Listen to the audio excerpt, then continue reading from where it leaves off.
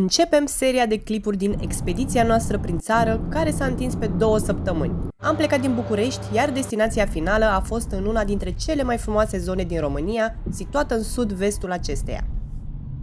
Salutare și bine ați venit sau revenit pe canalul nostru de YouTube. Eu sunt Laura, el este Alex și suntem în data de 24 iulie. Sunt 20 de grade afară, lucru foarte atipic pentru această perioadă. Și am pornit într-o plimbărică prin țară, care zicem noi că o să se întindă pe minim o săptămână, în cel mai rău caz. Suntem presați de vreme, din păcate n-avem ce să facem. În momentul de față ne îndreptăm către festivalul Spark Fest, care se ține în localitatea Sâmbăta de Sus, în județul Brașov. Momentan suntem în Zărnești, am plecat pe la ora 10 de acasă. Cu pauze cu astea s-a făcut ora 2:30. Da, și trafic. Cu accent pe trafic. Așa se întâmplă când sunt concedii, perioada în care lumea se plimbă, să repară drumurile, podurile. Așa e la noi. Se scumpește motorina. Dar asta este. Am fost plecați timp de 6 zile la mare, unde nu am filmat, doar ne-am relaxat și noi puțin, că nu știm dacă o să mai ajungem, având în vedere că prioritar pentru noi acum e să ne plimbăm prin țară, să ne cățărăm, să descoperim campinguri, locuri unde nu am mai fost. Și au început furtunile. Am plecat de la mare, în principiu datorită faptului că vremea s-a schimbat radical și nu prea am avut ce să facem, dar noi zicem că o să ne super distrăm și o să ne facă plăcere să ne plimbăm și pe la munte.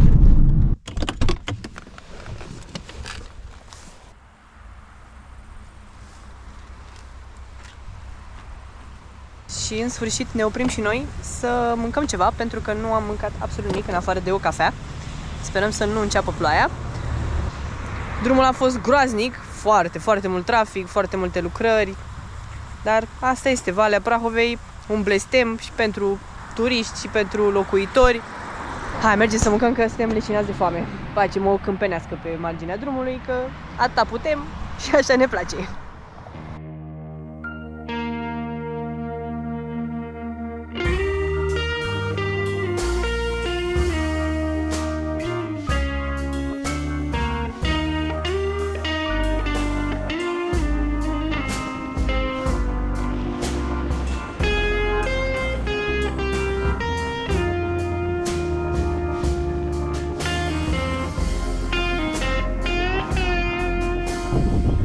Am ajuns la locație.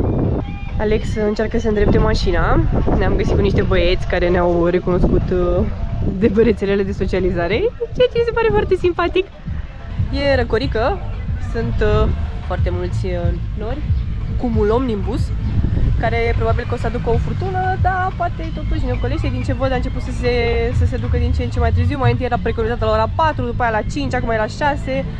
Poate totuși ne ocolește.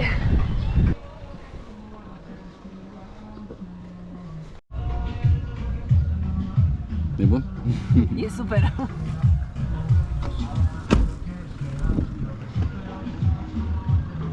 Și cam atât de plină e mașina.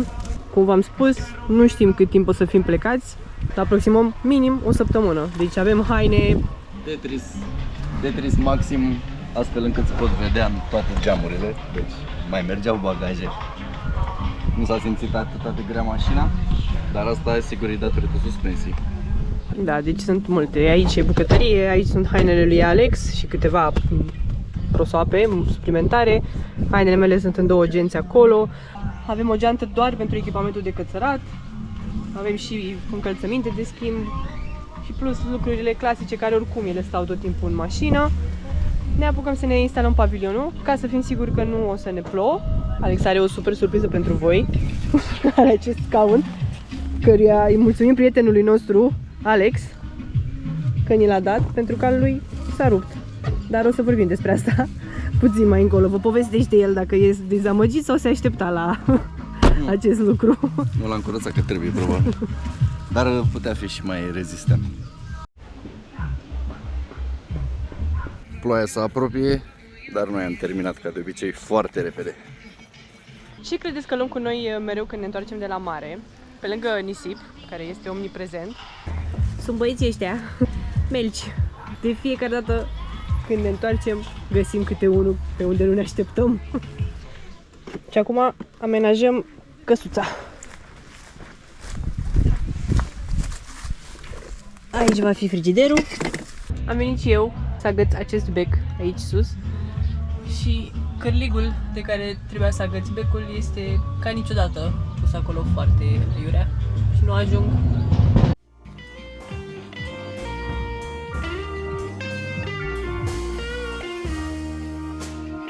Ta-da! Avem și căsuță, cămăruță, viluță. Un făgăraș acolo deja pare că e mare furtună. Ia, vino să vezi ce ce ploaie trage, da? Se apropie. Poate nu se apropie, poate stă acolo. Să o vedem de la distanță. Și cred că e timpul să mergem să luăm o berică. Și asta? Să vedem ce berică se bea mai întâi.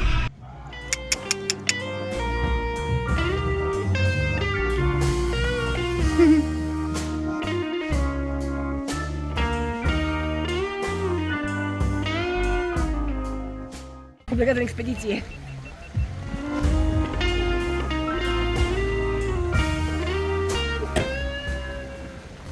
O așteptam, ce să spunem acum. Mai știți când ne plângeam că am dat destui bani pe cortul ăsta?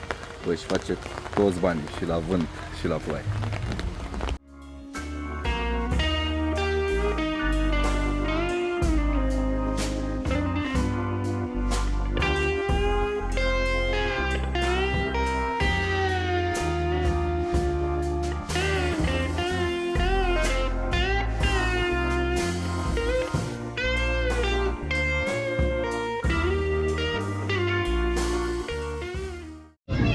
Nu mai faceți smândă?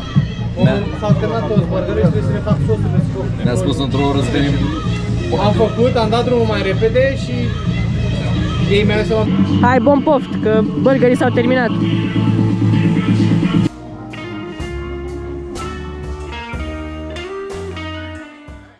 Jumate, vreți să vedeți care e atmosfera la Sparkfest? Imediat. Tură, să vedem, poate suntem noi tâmpiți, dar... Nu ne-am dat seama. Și avem dopuri de urechi și vă auzim și cu dopuri, adică... Mersi. Scuze, și-am băgat inferioară. Ești pe cameră?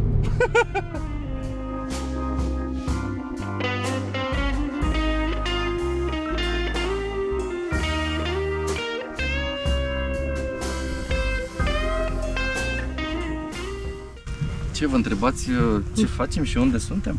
Păi, încolo e Transfăgărășan.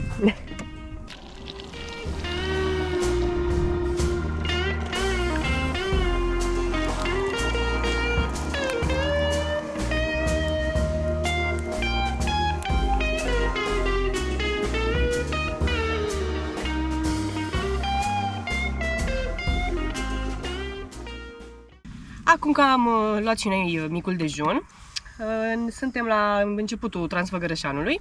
Mai sus de Cârțișoara. Am părăsit festivalul pentru că am avut o noapte foarte haotică. Se pare că am fost singurii care au citit regulamentul și l-au și înțeles și nu și-au dat seama probabil ceilalți ce anume au semnat când au intrat în cadrul festivalului la intrare. Noaptea a fost haotică pentru că Vecinii noștri au făcut mare gălăgie după ora 11, noi nu eram acolo ca să ieșim și noi din casă să ne rupem creierii. Eram pentru că noi asta facem, era un festival de off-road. Da, și overlanding, ar trebui să fie discuții legate și despre acest aspect. Și asta înseamnă bun simț față de celălalt în primul rând, nu numai în cadrul overlandingului, off-road-ului și altor activități, ci în viața de zi cu zi. Noi știm că într-un camping, într-o zonă unde campezi, în principiu te duci să dormi. Dacă vrei să te duci să petreci, te duci mai departe de ceilalți oameni care sunt acolo să doarmă, mai ales că următoarea zi, adică astăzi ar fi avut loc activități începând cu ora 9 dimineața, ca să pleci la ora 9 dimineața să fii țiplă, să poți să iei startul la concursuri sau ce erau acolo trasee. Da, e păcat, noi pentru asta am venit, să profităm de festival și de activitățile de cadrul festivalului, chit că erau de off-road sau ateliere de rescue și ce se mai făcea acolo. E păcat, pentru că noi chiar am venit super optimiști și super curioși să vedem ce se întâmplă, am achiziționat bilet, nu am tras pe cineva de mânecă să ne bage acolo, să vedem și noi cum e. Și părea că e totul foarte ok organizat, adică a fost frumos când ne-am instalat acolo, oamenii care ne-au ajutat să ne găsim locul au fost simpatici, de treabă, da, muzica s-a oprit, muzica festivalului la o oră decentă, deci intervalul de liniște ar trebui să fie între ora 23 și ora 9 dimineața. Evident că nu ești absolut, nu stai să te uiți la ceas să vezi, băi, e 11:00, nu s-a oprit nimeni. Dar mai dai o oră întârziere, hai că la 12 noaptea să se liniștească oamenii. Treaba e că la ora 1 noaptea lumea s-a apucat să joace fotbal lângă corturile oamenilor care... Da, nu mai lungim, ideea e că nu era pentru noi locul acela, e păcat. Ne continuăm expediția. Da, ne îndreptăm spre Translocrășan, cum v-am spus, să facem o oprire la Bâlea Cascadă, pentru că n-am fost niciunul din noi până acum acolo. Vedem mai departe ce se întâmplă. Deja am luat legătura cu niște oameni pe care îi cunoaștem pe Facebook, care sunt foarte simpatici și ne-au invitat oricum în zona lor de campare. Nu știm exact nici noi cum este acolo, dar pare să fie ce avem noi nevoie și abia așteptăm să vedem. Da. Let's go, în continuare. Mai avem de mers.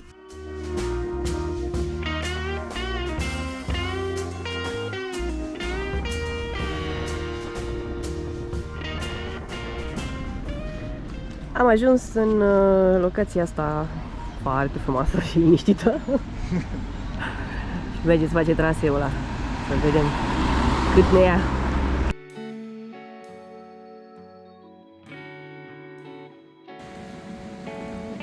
Urmăm Bulina Roșie. Punct roșu, bulină, cerc, cum doriți.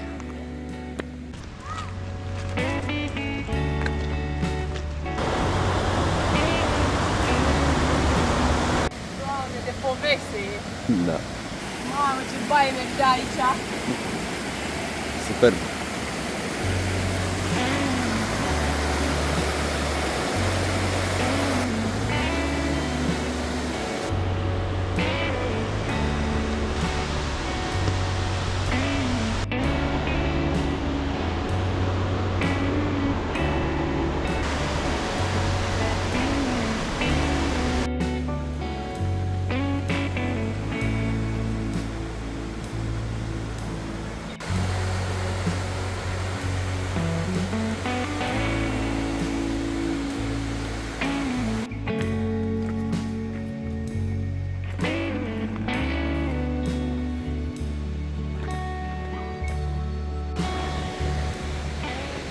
Dorim să vă amintim cât de schimbătoare este vremea la munte, indiferent de anotimp. Cred că au scăzut 10 grade când s-a băgat norul ăsta în fața soarelui. Nu fui puțin că urcăm pe aici. Și ca idee, noi avem bluzele în rucsac, de-aia ca rucsac. Și niște apă. A venit și primul, mai mult, dar din fericire nu mai este mult.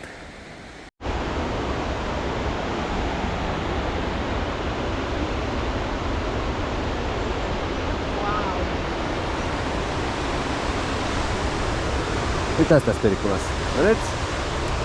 Fix 40 de minute. 30. Deci fix 30 de minute.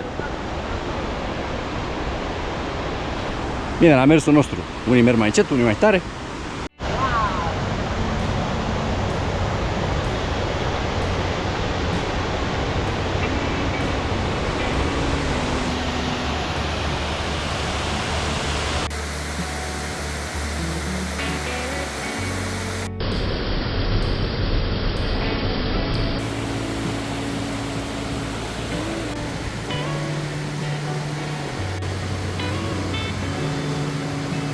Gata, hai la vale.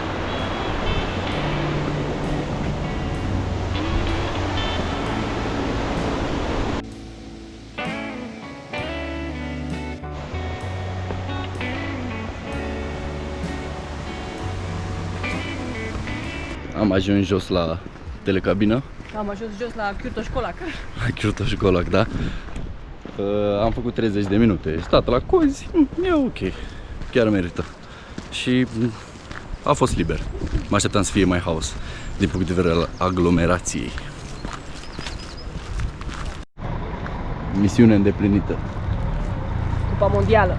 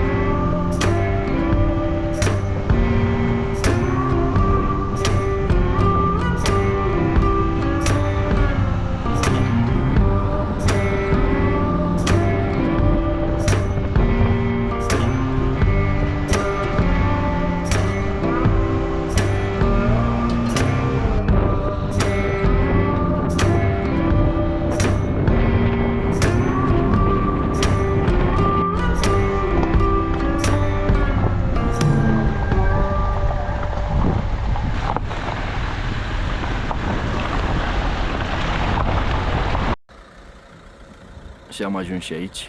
Am zis să testăm și locul acesta, dar pentru când vom avea încălzitor sau când o să fie temperaturile mai ridicate.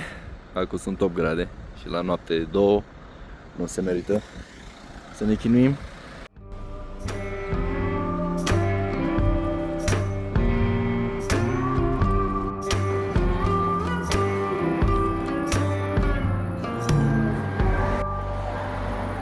Pauză de masă. După un transfăgărășan care ni s-a părut interminabil de data asta, ne-am pornit către Evergreen Sanctuary pentru a-i cunoaște pe Cristi și Elena. Am primit invitația de a-i vizita acum câteva luni și ne-au făcut curioși. Cum noi nu știam ce facem exact, doar voiam să ne odihnim, fiind în zonă am simțit că e momentul să-i vizităm. A fost o decizie nemaipomenită pentru că nu numai că am nimerit într-un loc de vis, am și cunoscut doi oameni calzi și minunați. Intenția lor este să ofere locuri de campare în curtea proprie drumeților, celor care fac overlanding sau celor care vor să se retragă câteva zile departe de cotidianul agitat. Și ce credeți? Nu este contra cost, doar trebuie să respectați niște reguli de bun simț. Personal am rămas absolut fermecați de loc, de tot ce au construit cei doi acolo și ne dorim să transmitem prin imagini cât de bine ne-a făcut această experiență. Suntem la Evergreen Sanctuary, un loc creat de doi oameni pe care i-am cunoscut prin intermediul rețelelor de socializare și aveam în plan de mult să ajungem aici. Au un teren în localitatea Corbeni, în județul Argeș, chiar la poalele Munților Făgăraș, aproape de începutul Transfăgărășanului, pe partea Argeșului. Și este o oază de liniște, un mic colț de rai. Deci nici nu găsesc cuvintele să vă spun cât de frumos e. O să lăsăm mai mult imaginile să vorbească de la sine. Pe scurt, au avut un plan foarte frumos. Partea cea mai grea zicem noi că le-a reușit și le dorim din suflet să le meargă din ce în ce mai bine și să se așeze lucrurile. Este superbă zona. O să revenim cu mai multe detalii. Piricilor. Uite cum e pe acolo, așa. Deci nu puteai să treci. Da, frumoșilor. De nărăcini, de toate. A fost sub proprietate, nu și-am mai făcut... Noi am avut onoarea să fim primii care își petrec nopțile pe una dintre cele două platforme proaspăt pregătite pentru campat. Am stat pe cea din capătul de sus al proprietății pentru a ne sătura de priveliște. Problema a fost că pe zi ce trecea nu prea ne mai săturam. Inițial am zis că stăm o noapte, dar am ajuns să stăm 3. Superb, doamne, câte nuanțe de verde. Din nou liniște.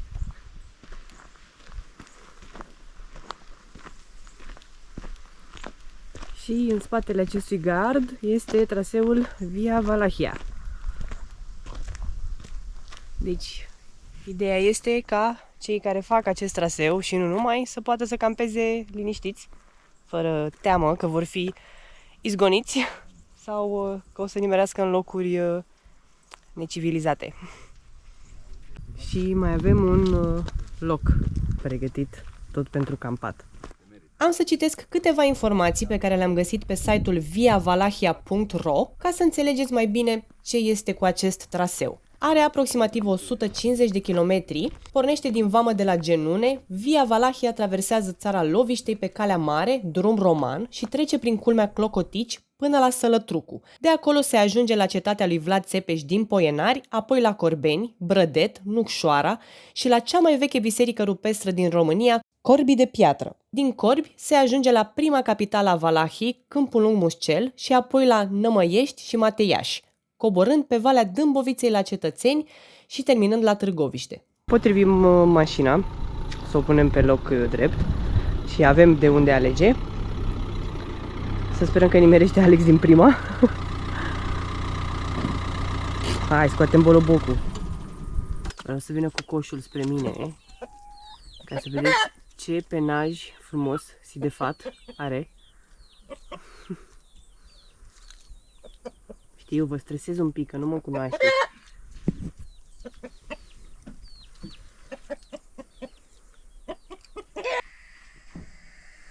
Mamă, ce bine miroase. După cum ați văzut, Elena ne face turte de casă, făcute cu mânuțele ei înăuntru. Aici locuiesc ei și din ce am înțeles, când au achiziționat terenul, doar partea aceasta de cărămidă era construită. Este locul în care ei dorm. Și ce vedeți aici cu panourile acestea, îmi pare rău, dar nu știu să vă spun cum se numesc, nu vreau să spun vreo prostie. Au bucătăria, au toaleta, au panouri solare, apă caldă. Cred că e puținul, mult, care ne-ar fi necesar tuturor ca să ducem o viață fericită, simplă și fericită. Nu cred că am avea nevoie de mai mult de atât. Animăluțe, priveliștea asta absolut superbă, liniște, păsări.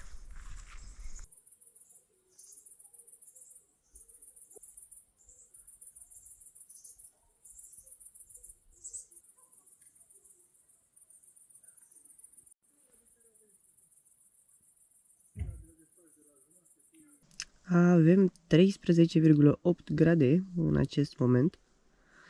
În cord, că afară e și mai frig. Ne băgăm și noi la somn să recuperăm orele pierdute noaptea trecută. Sperăm să ne trezim la 1. Hai, ne vedem dimineața.